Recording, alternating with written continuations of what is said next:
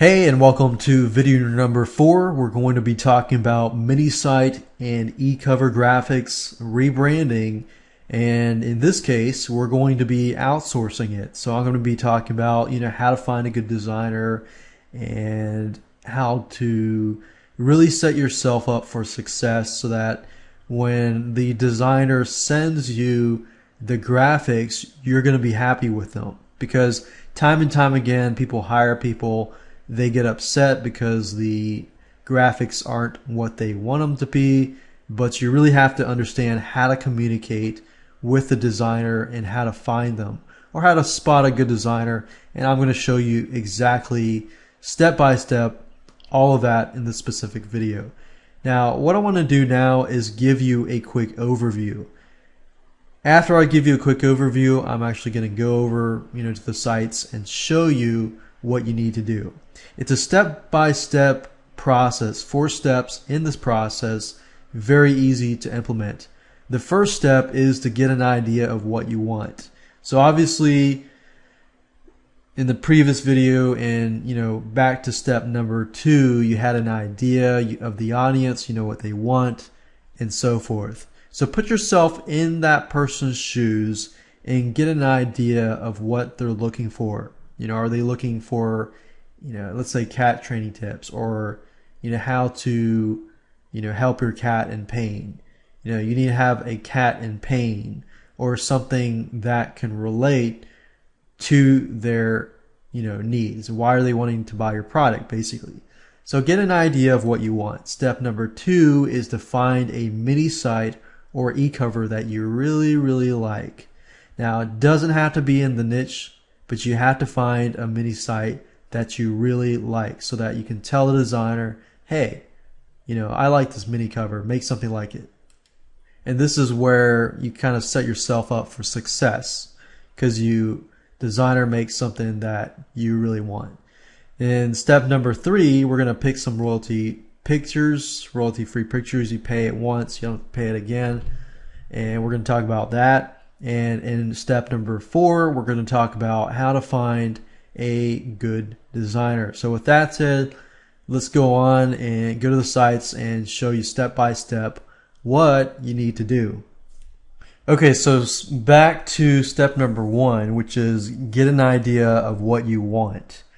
And what I mean by that is, okay, what kind of pictures are you going to get, who your target audience is, and so forth. And if it helps to go to Google and helps you to go to sites that relate to those sites, then do some research, but no more than 5 minutes for this specific step. It shouldn't be hard. Step number 2, once you have that, then you'll want to find a mini site or e-cover that you really, really like. So the best way to do this is to go to Google and type in e-covers and click on images and just go through a bunch of e-covers that look like reports and ebooks and so forth. And the whole idea here is just to pick and choose and find e-covers that you really like, so that you can show the designer, hey, I really like this design because, it's really cool how they use titles. I really like the layout. Find a layout, find a design that you really, really like. And that's the whole point of this specific step. Once you find an e-cover or mini site that you really like, step number 3 comes in, which is where you'll need to find some royalty-free images, and there are several sites that I would recommend that you use. There are 3 different sites that I would recommend using, and they are bigstockphoto.com, photalia.com, dreamstime.com, and another one that many people use is istockphoto.com.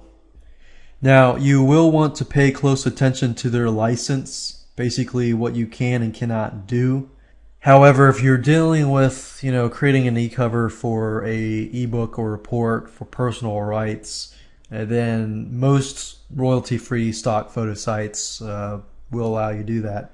And if you have any questions, just contact their site. So, of course, now pick royalty-free pictures. So I could put cats.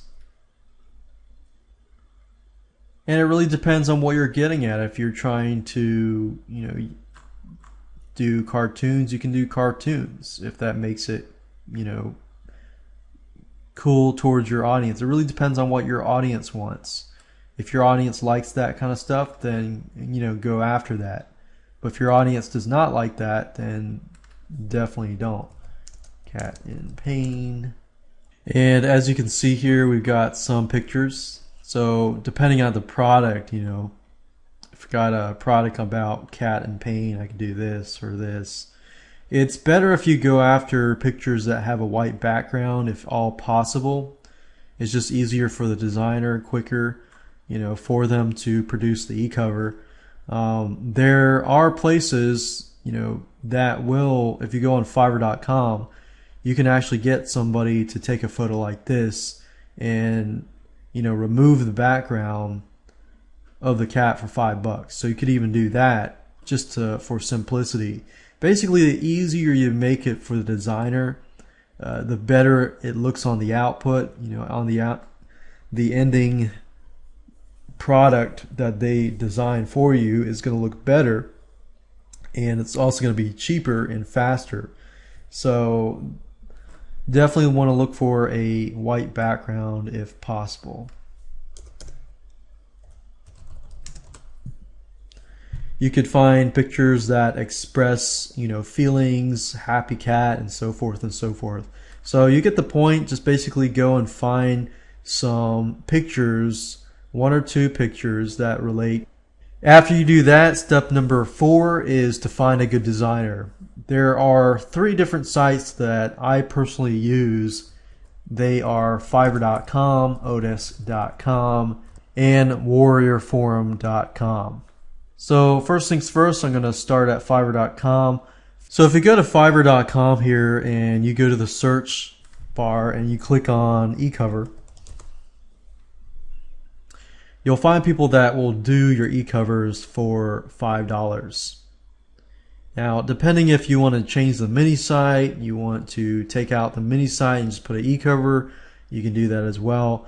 The first thing when you do, go to Fiverr and type e-cover in, you want to click on rating, because you want to make sure that you find the best rated people out there.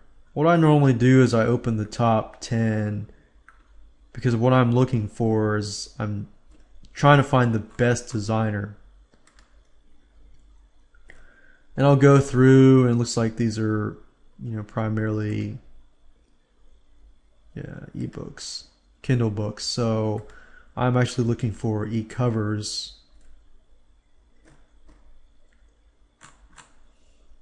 And if it looks good, I'll keep it open.